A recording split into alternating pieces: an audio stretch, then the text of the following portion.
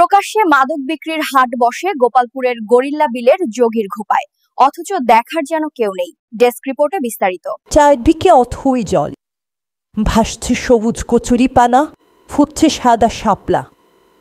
স্বচ্ছ পানির নিচে হাজারো জলজ উদ্ভিদ। সামনে তাকালেই চোখে পড়ে উঠছে বক, তালিন, বালিহাঁস, পানকৌড়ি আর শামুক। শিপে এই বিলেই বসে উকিফি পাখির মেলা। তবে কলকাকলিপে মুখর হয়ে ওঠে প্রকৃতি। অপরূপ এই জলাশয়ের নাম গরিল্লা বিল। বিলে মাঝখানে সবুজ গাছপালায় ঘেরা এক টুকরো ভূমি, যার নাম যোগীর গোপা। গরিল্লা বিলে বুক চিরে চলে গেছে পারাকান্দি যমুনা সেতুর রেল লাইন। সপ্তাহ জুড়ে এখানে নীরবতা থাকলেও প্রতি বৃহস্পতিবার যেন বদলে যায় সবকিছু। হাজারো মানুষের পদচারণায় মনে হয় বসেছে কোনো হাট, কিন্তু এই হাট কোনো সাধারণ হাট নয়। এটি মাদক ক্রয় বিক্রয়ের হাট। প্রতি বৃহস্পতিবার নির্ধারিত নৌকায় ভিড় জমায় হাজারো মানুষ। যোগীর গোপায় বসে জুয়াল আসর, বাজে দান বাজনা আর চলে উন্মুক্ত মাদক সেবন। দ্বীপে আছে টিন শেড ঘর, টিউবওয়েল, টয়লেট আর রান্নাঘরের ব্যবস্থাও। স্থানীয়দের অভিযোগ, এখানেই নিরাপদ আশ্রয় পায় দুর্বৃত্তরা। প্রকাশ্যে কথা বলতে সাহস পান না কেউ। তবে গোপনে জানান, এলাকায় বেড়েছে গরু ছাগল চুরি। এমনকি রেল লাইনের স্লিপারের কেপ পর্যন্ত খুলে নিয়ে যাচ্ছে মাদক সেবীরা। বছরের পর বছর কোটি কোটি টাকার মাদক ব্যবসা চলছে এই দ্বীপে। স্থানীয় জনপ্রতিনিধিরা বলেন, যোগীর গোপা নিয়ন্ত্রণকারীরা এতটাই শক্তিশালী যে একসময় ছাত্ররা প্রতিরোধ করেও তাদের সামনে টিকতে পারেনি। কিন্তু যোগীর গোপায় রয়েছে এক ঐতিহাসিক পরিচয়ও। এটি টাঙ্গাইলের গোপালপুর উপজেলার ঝাওয়াইল ইউনিয়নের একটি দর্শনীয় স্থান। হিন্দু সম্প্রদায় একে পুণ্যস্থান হিসেবে মানেন।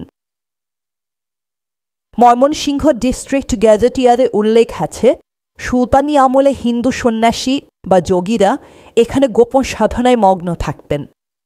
তাই এর নাম হয় যোগীর গোপা, অর্থাৎ যোগীর গোপন স্থান। বিলের দক্ষিণে 1.5 কিলোমিটার দূরে 1890 সালে নির্মিত হয় হেমনগর রাজবাড়ি। জমিদার হেমচন্দ্র চৌধুরীর পুত্র হেরম্বু চৌধুরী 1930 সালে ময়মনসিংহ জেলার রেভিনিউ অফিসারকে আবেদন করেন এই পবিত্র স্থানটি সংরক্ষণের জন্য। আজও যোগীর গোপা ঘিরে আছে অসংখ্য ইতিহাস, প্রবাদ আর উপাখ্যান। প্রকৃতির সৌন্দর্য আর রহস্যে ভরা এই দ্বীপ একদিকে যেমন ঐতিহ্যের প্রতীক, অন্যদিকে অন্ধকার মাদকে আস্তানা, যা তরুণ ও যুবকদের ধ্বংসের দিকে ঠেলে দিচ্ছে। আজ পর্যন্ত কোনো এই ফাঁড়ির কোনো পুলিশ টুলিশ ওই জায়গায় যায়, আজ পর্যন্ত যায় দেখে নাই যে ওই জায়গায় কি হয়। এবার ইনফরমেশন মেলা যায়, কিন্তু আহে না। বৃহস্পতির 1000-1500 এরকম করে লোক আয়। এ বালা টাকা ভাই, অনেক গাঁদা টাদা খাইতে পাগল টাকা।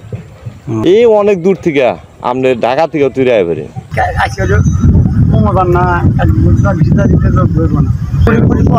কদিন আছে আমার পুলিশ তারা গড় জোয়ার দিয়ে দিল, যারা মানে চেয়ারম্যানের তারা গড় জোয়ার দিয়ে বিল্ডিং দিয়ে দিচ্ছে, বলতে দিয়ে দিয়ে দিচ্ছে।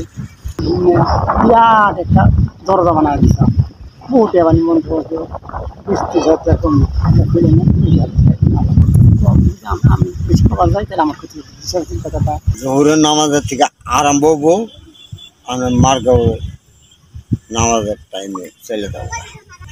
বেশিরভাগ লোক বেশি হয়। ইট গুনা পাইছে সরকার থেকে বিল্ডিং দেখে আইলেন না। না আমরা কি জীবনে হলে কেরা খবর দেবো, আমরা যাই না জীবনে, আমরা বাড়ি বলা কোন দিন খুঁজছি সভাপতি আমার কইলিতে আমি এই ভিডিও আইনা দিলাম নি।